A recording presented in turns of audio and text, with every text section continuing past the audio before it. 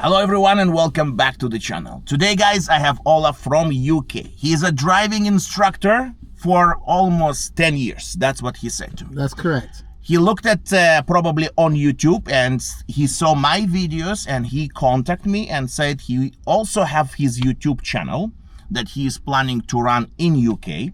And he asked me if I would like to meet with him and we can do a mock test, similar to what they have on UK, but there is a totally different driving, right? We have different driving experiences, right? Correct. Let's talk about UK first, and then I will say about the Ontario driving in Canada. So, Ola, go ahead, my friend. Hello guys. So, yes, just to pick you up from what Alex stopped. Yes, I've come from the UK, and I think I want to take up this challenge of driving in Canada for the first time and having a mock test done to see if I happens to be a student in Canada today, would I be able to pass the test? So he's going to give his honest feedback at the end of the mock test to see how well I've done. I'll give it my best shot. Hopefully I can pass. Like he rightly said, the rules are different. In the UK, we drive on the left side of the road.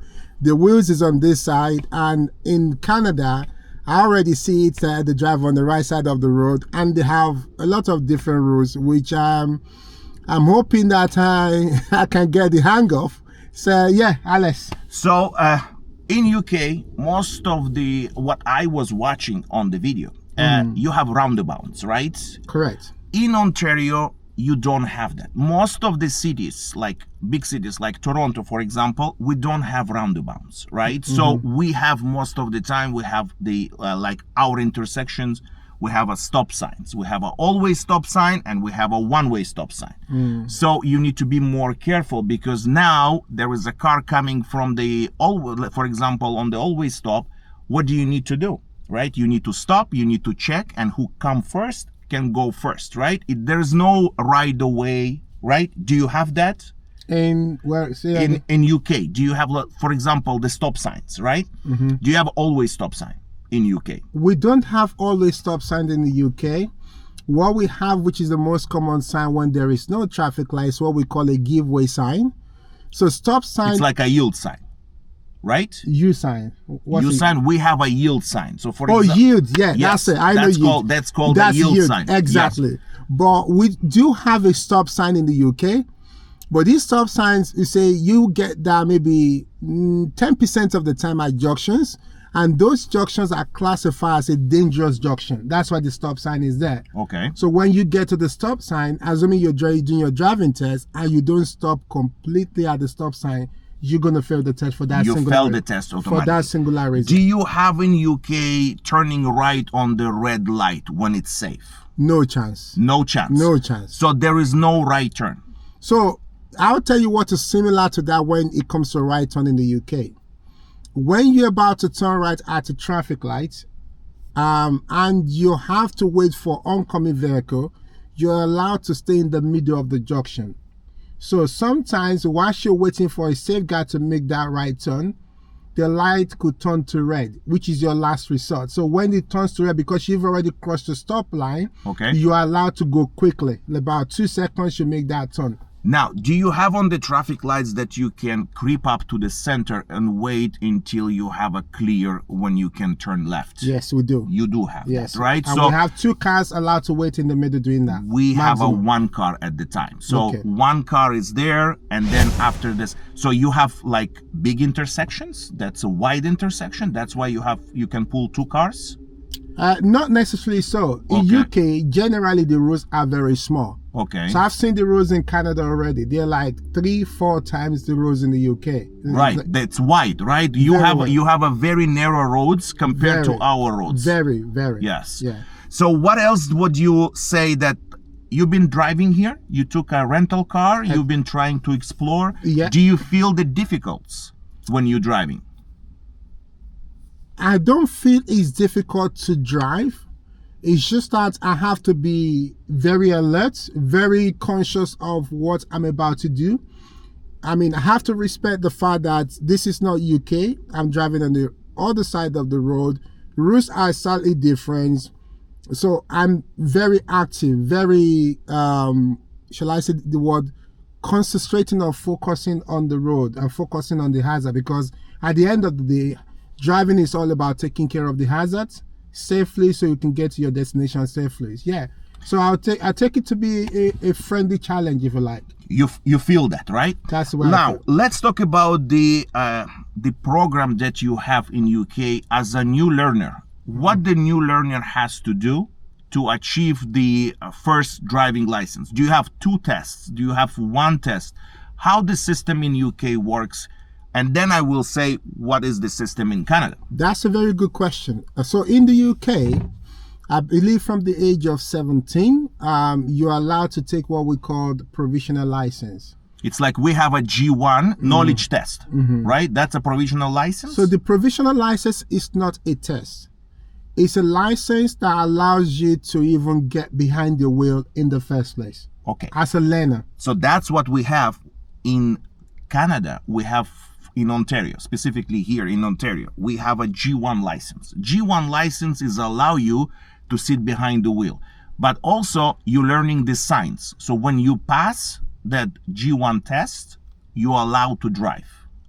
So the G1 test is just like it's a knowledge test. Oh yeah, so you have to sit on the That's right. on the computer. You're in the computer. You have you have the questions about. So in Canada we have 20 questions on the signs and 20 questions is a road rules. Right. What about you guys? So in UK, that's slightly different, because when you take or when you apply for your provisional license, as long as you pay for it and you fill the declaration, you get the license. You don't have to sit for the what you call the knowledge test. We call it theory test. Okay. You don't have to sit for that. Actually, some learners, they're already at intermediate level even before they open their book on the theory to prepare for it. But how do you know the rules? They relied on the instructor to tell them the rules. Why The instructor has to tell them the rules? Yes. Wow.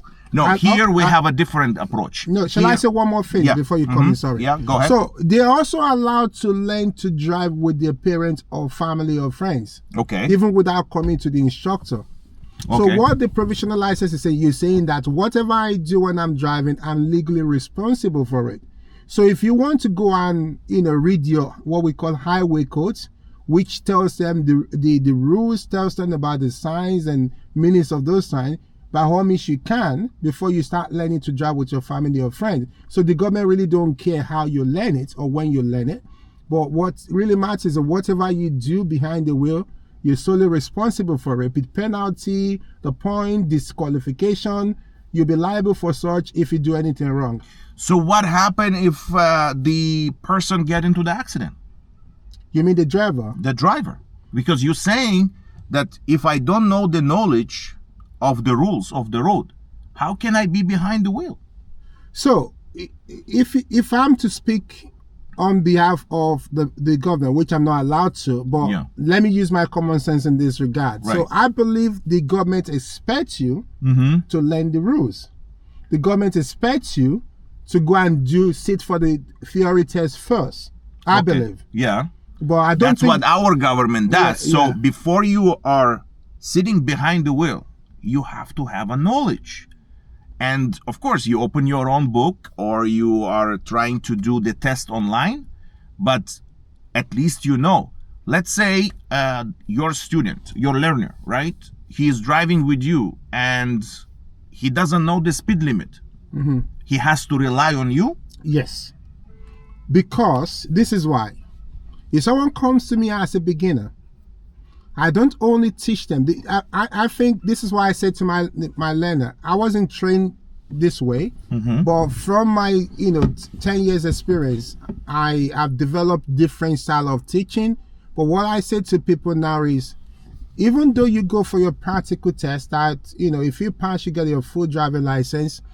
What you would do at that point when you get the full license, what you have to do to get the full license, there are 2 things. One, you have to prove to the examiner that you know the knowledge about the rules and regulation, which is the highway code concerning to traffic in UK.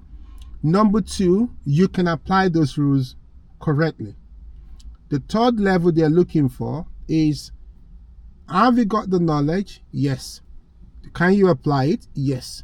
Now the third level is, can you apply it at the appropriate timing? Because sometimes you do the right thing, but if it's too late, you can still fail your test. Oh my. So This is totally, guys, I'm telling you, they have a different rules in altogether, right? Altogether. So the person that comes to you, he will be with zero knowledge. It can be. It doesn't have to be. No, but for example, in your experience with 10 years that you were teaching, somebody comes to you, nothing knowing about the driving? No idea whatsoever. In fact, they are too eager to want to get behind the wheel. They're too eager to want to drive, not to read for the theory or for the knowledge. So you must be spending an hour or 2 hours just explain the rules in the car just before you start even moving.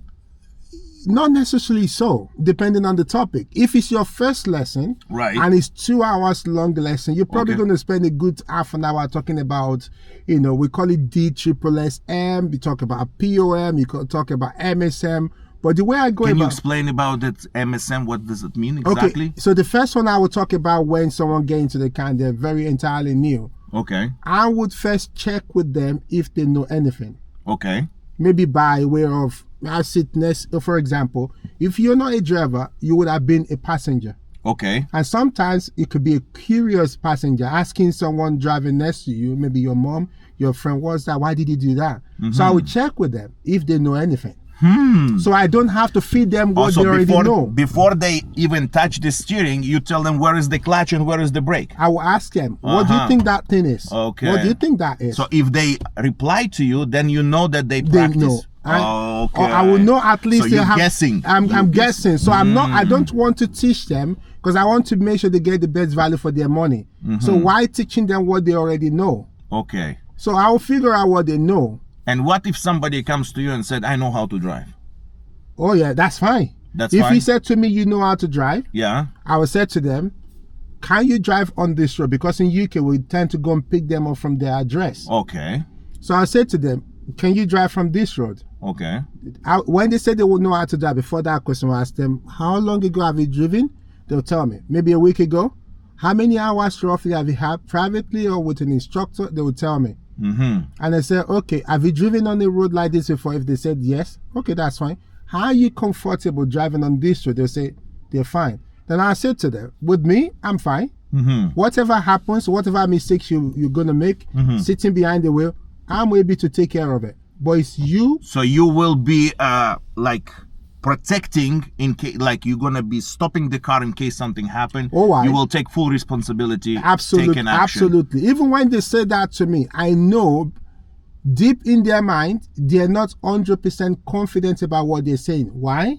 Even if they are good or they know how to drive to a certain degree, because they're sitting with a new person for the first time in Right. a new car, that's also a factor. So I would say to them, I will allow you to sit there to drive from here because you said you can, and I believe you can.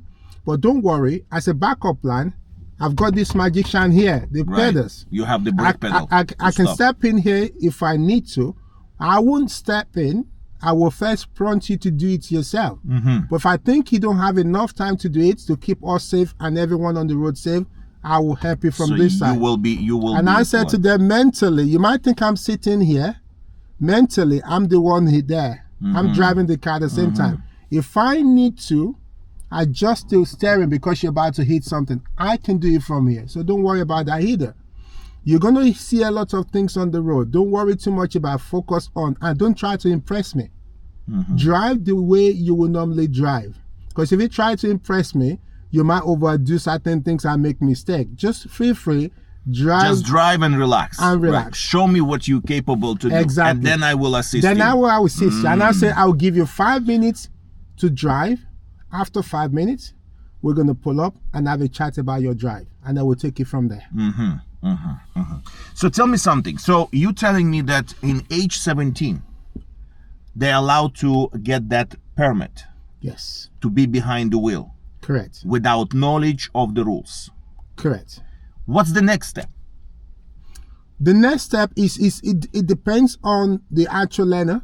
If they want to jump in the car straight away, find an instructor to learn with. If they want to learn with their family member, Or maybe some of them would think, oh, I'll get the theory out of the way. But I think give me 10 people, 8 out of those 10 people will not do the theory before they come to do the practical. Oh. Some of them might get the license and not do nothing. So with that permit, would you allow to go to the test, to the driving test? Or you need to complete the knowledge test? That's a very good question.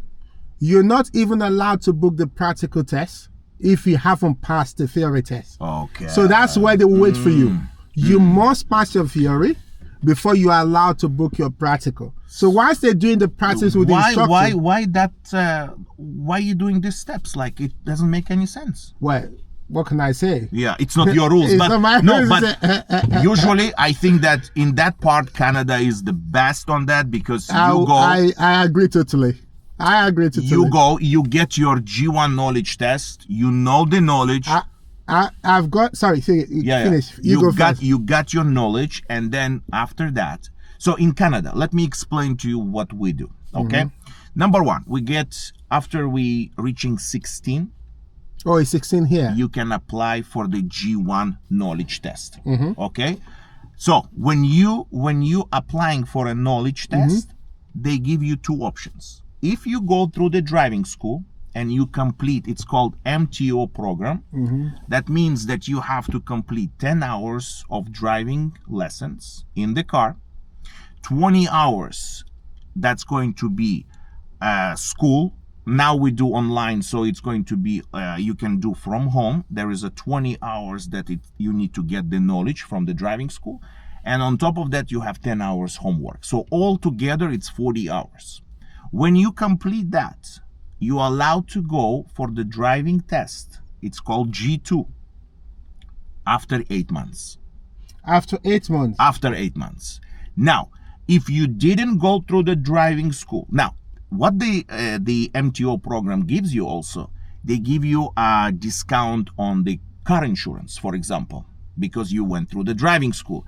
They give you at the time that you can save, instead of wait for 1 year, you can go in 8 months. There is many benefits if you're going through the driving school and you complete that, because they know already that you have to take 10 hours. It's not that you can yes or no. They complete 10 hours. You have to do the homework.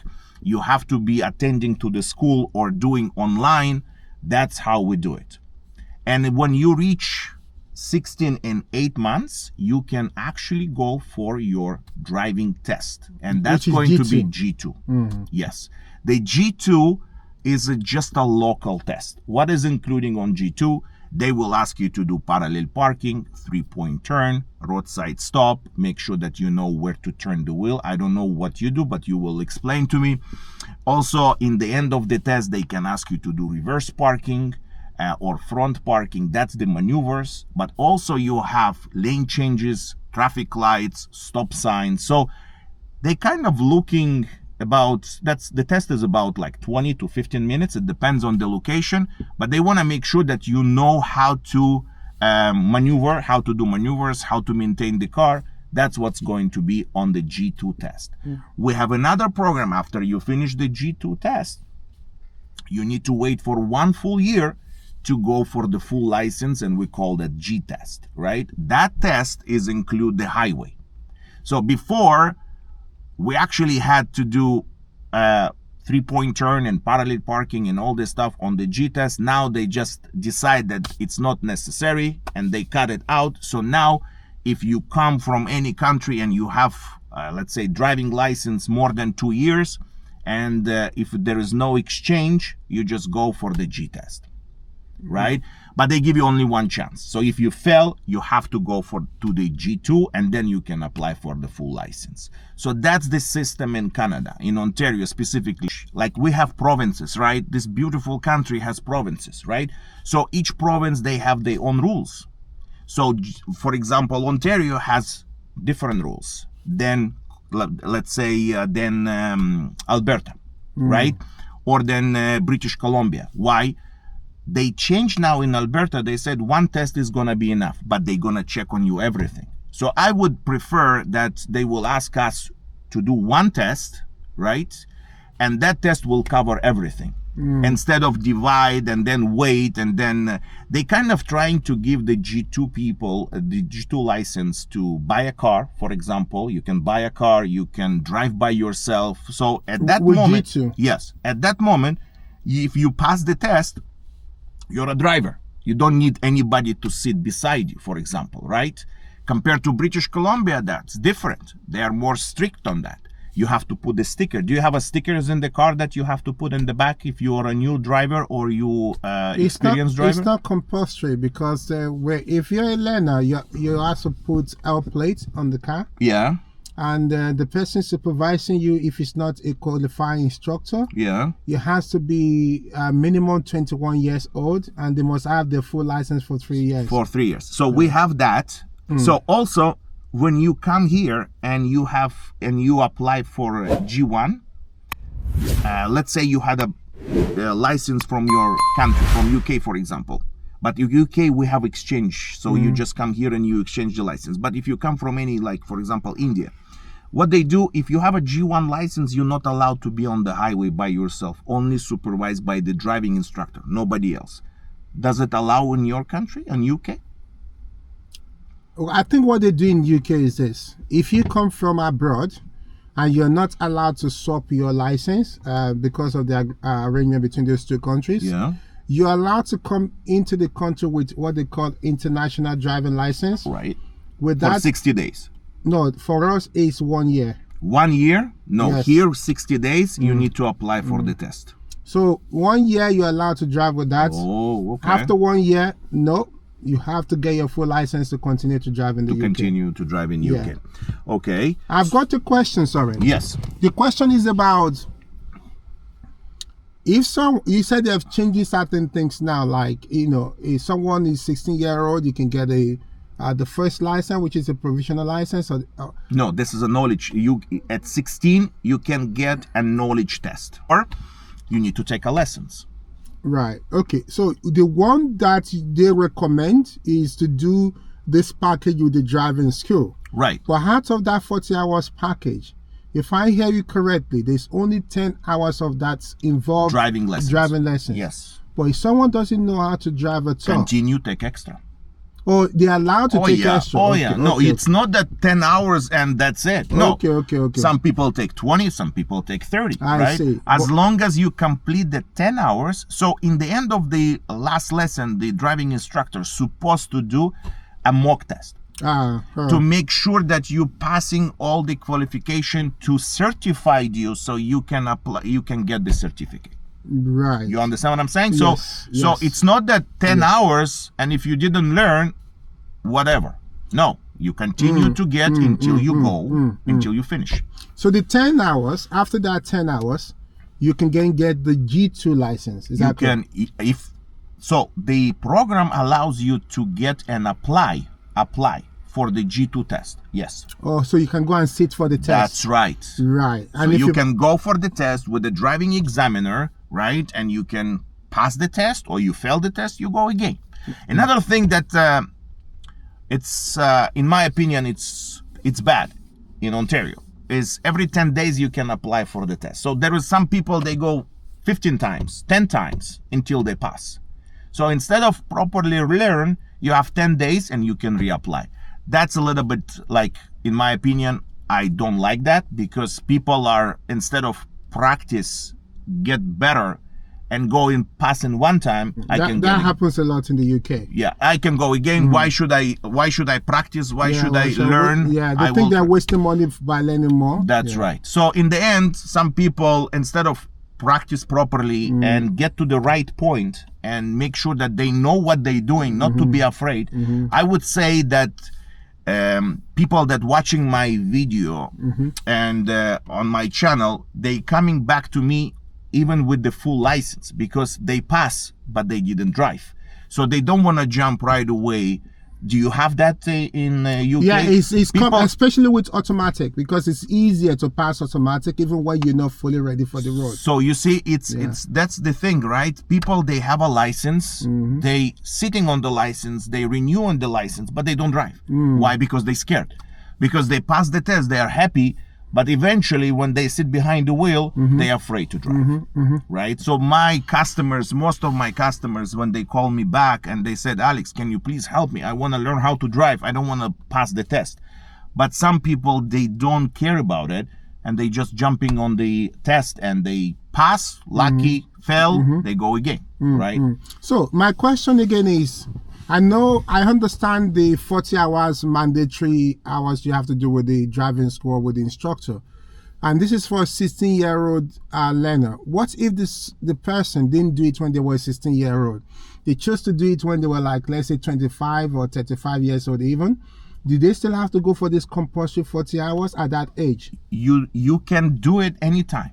There is no specifically time for you to go through the driving school. But you have to do the 40 hours whenever you choose to. If you're going to, you have to complete the 40 hours to be certified. Right. You need to be certified to complete. It's not that you go, you complete half, and then another half in another year. The timing that you have to complete the driving school is with 1 year. Within 1 year. Because after that, the system will not allow you to register the student and certify. When you say they've got homework, yes. What sort of things questions about the roads, about the rules, about the signs, and then you need to be. There was gonna be a question that you need to write down and explain what you think, and then so we have driving instructor in the car, and we have driving instructor that in class, right? So that person who is in class, he's checking the homework, he's looking for all this information to make sure that he is passing the test to be certified. Or learner pass the knowledge test. When he can apply for the test? The practical test? The driving test. I'm not entirely sure what is the waiting time now. I think it will be about 14 days, thereabout. That's it? Yeah. So after the knowledge test, he can, if he find the appointment, he can go and get the test. All right, yeah. That's what you're saying. So it all depends on the appointments. It all depends on the availability of the appointment. That's which right, takes me to a different topic. Okay. So the different topic will be in UK, because of COVID or the pandemic at the time, there's a problem with booking driving tests. Yeah. A very long waiting list. Period. Yeah. That problem still persisted today. Until UK, now. Until now. Until now, you still have a problem. Oh, wow. We clean up like that, no problem. We already gone of that, right? Oh, wow. But in if UK, if I decide to do my test today, go online to book, possibly, we are in, what month are we now? March. Right. You probably will get something, you'll be very lucky to get something in August. Are you serious? Very lucky to get something. And if you're going to get something in August, probably will not be your preferred test center. It might be you have to travel out of your city to get one. You might be lucky every now and then. Did they allow you to drive to the different city to go for the test? Oh, yeah. So it doesn't need to be in your area? It does. You can't go to as far as 10 hours drive away. It doesn't matter to them. No problem, eh? We have the same thing, and people going and looking for easy places to pass, and then when they come back to Toronto, they're scared to drive.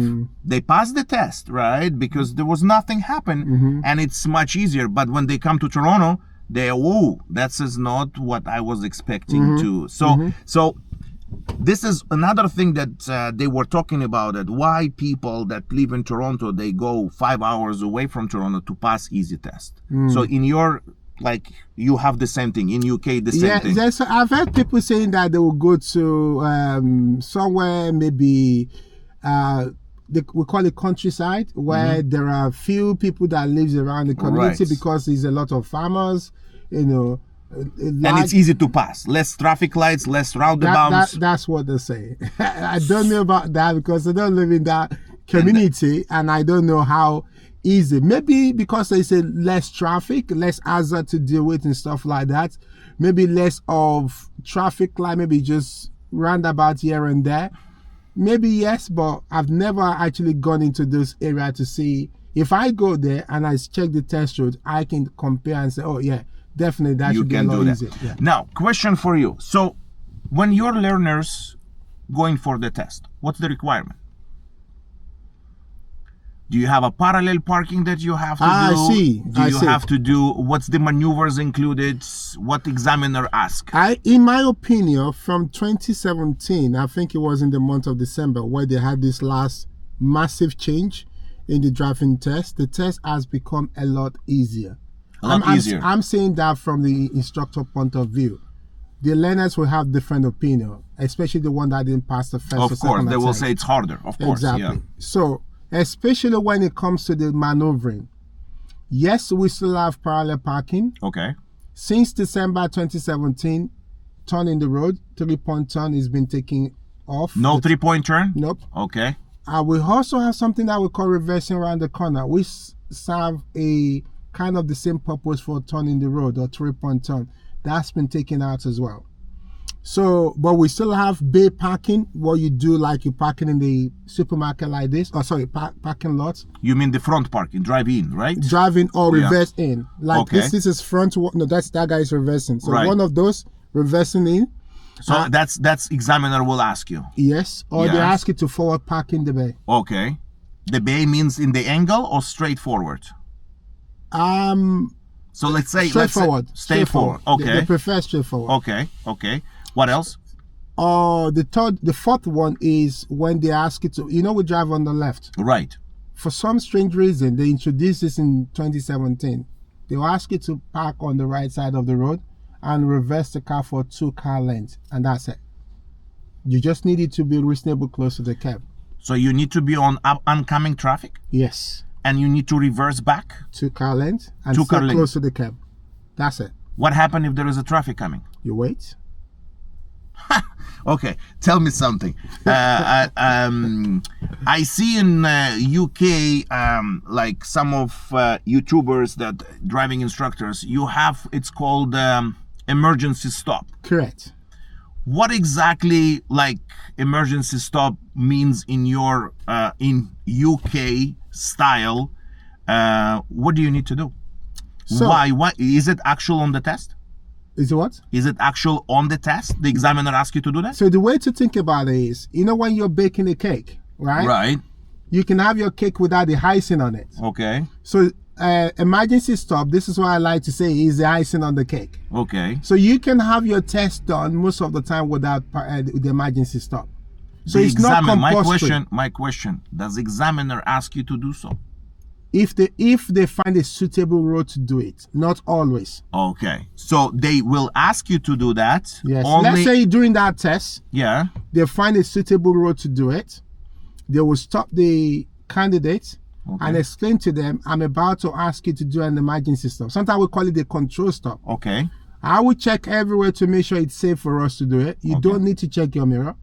Once you hear me saying the word stop and I raise my left or right hand, please bring the car to a control stop. Okay. And that's it. So what they're looking for is, imagine, this is what they're trying to simulate. Imagine you're driving on the road and you have to save the life of someone crossing the road when they have not checked to save it's safe to cross the road. How do you save their life? That's what the emergency stop is all about. So that's a simulation of that scenario. So once they say stop, they say drive on this normal, after they've briefed you on what you're about to do. So drive on this normal, and you see them doing this, doing that. Once they're happy with what they've seen, they'll say stop, and then you need to bring the car to You a control slam the brake. Well, they don't want you to slam the brakes. Okay. You want but that's to emergency stop. So you have to slam the They brake. use the word firm. Okay. Be firm. Control. Control stop. That's it. Okay. Control the stop. Yeah, Okay. which is kind of a game.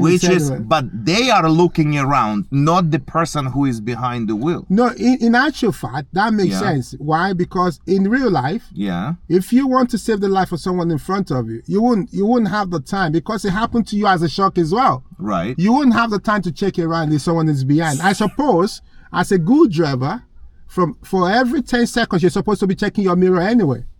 So, I think we covered most of it. Correct. Right? Yes. We're gonna jump now and we're gonna do the mock test. No This problem video at all. will be uploaded on our both channels. So guys, part of his part, it's going to be on UK. He has his own channel, and mine will be in the Canadian drivers, as you know me, guys. And I hope this video helped you to understand the difference We have lots of difference, but people, when they come and they exchange the license, better to take lesson. Even I feel that even if I gonna visit UK one day, I probably will go and take a lesson from this guy.